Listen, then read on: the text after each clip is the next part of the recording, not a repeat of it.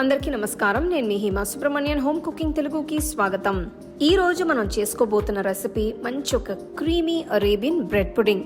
చాలా simple and basic ingredients తో మనం ఈ డెజర్ట్ చేసుకోబోతున్నాం. సో రండి ఎలా చేయాలో చూద్దాం.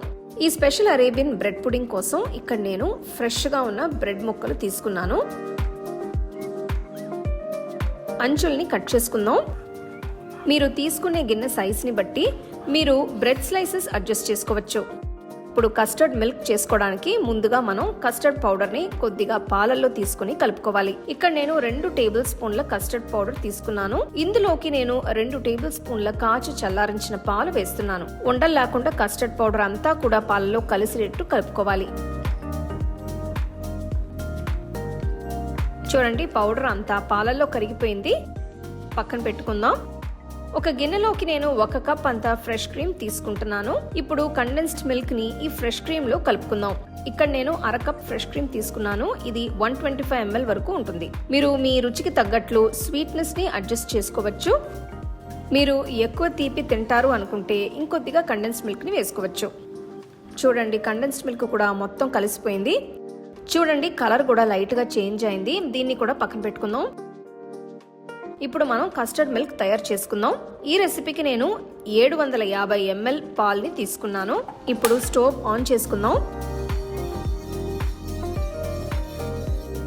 చూడండి, పాలు వేడయ్యాయి. అలానే పొంగు కూడా రాబోతుంది. పాలు కడాయికి అంటుకోకుండా ఉండటం కోసం ఇలా మధ్య మధ్యలో కలుపుతూ ఉండాలి.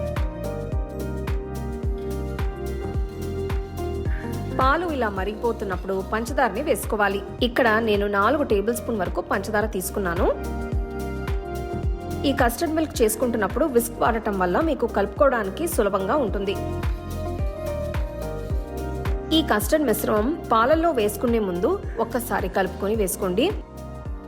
ఎందుకంటే కొన్నిసార్లు కస్టర్డ్ పౌడర్ అడుగున ఉండిపోతుంది. నెమ్మదిగా పాలల్లో వేసుకోండి. ఇప్పుడు మంట తగ్గించుకొని కస్టర్డ్ మిల్క్ అంతా పాలల్లో కలిసేంత వరకు బాగా కలుపుకోవాలి.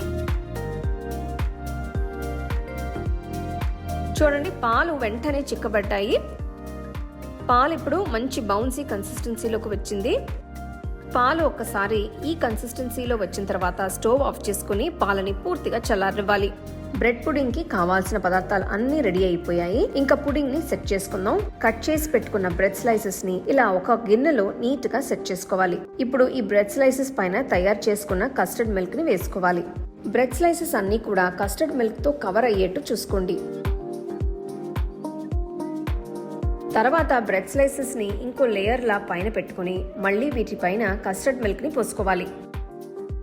చూడండి, బ్రెడ్ స్లైసెస్ అన్నిటినీ కస్టర్డ్ మిల్క్ తో కవర్ చేస్తున్నాను.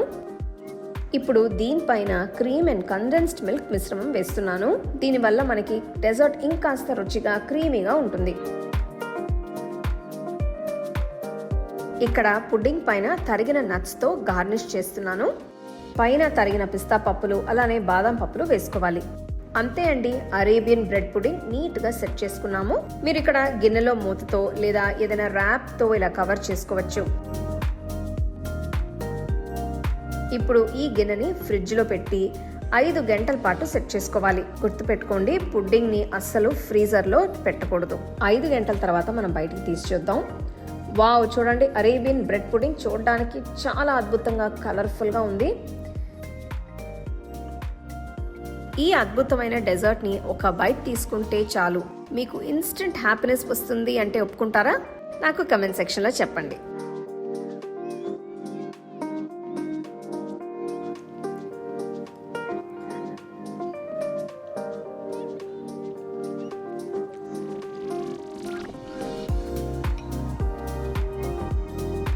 అబ్బా, నోట్లో పెట్టుకున్న వెంటనే అసలు కరిగిపోతుందండి. ఆ ఫ్లేవర్స్, ఆ టేస్ట్ అంత క్రీమీగా రిచ్గా చాలా యమ్మీగా ఉంది.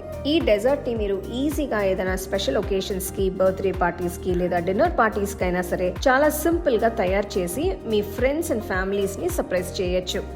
సో తప్పకుండా ఈ స్పెషల్ డెజర్ట్ ని ట్రై చేసి ఎలా ఉందో నాకు చెప్పండి. అలాగే మీ ఫ్యామిలీ ఫ్రెండ్స్ తో షేర్ చేసుకోండి. మీకు ఈ వీడియోలో నేను యూజ్ చేసే ప్రోడక్ట్స్ నచ్చితే కింద ట్యాగ్ చేశాను, చెక్ చేసి చూడండి. The second edition of the home cooking book is now available on Amazon as well as on shop.homecookingshow.in.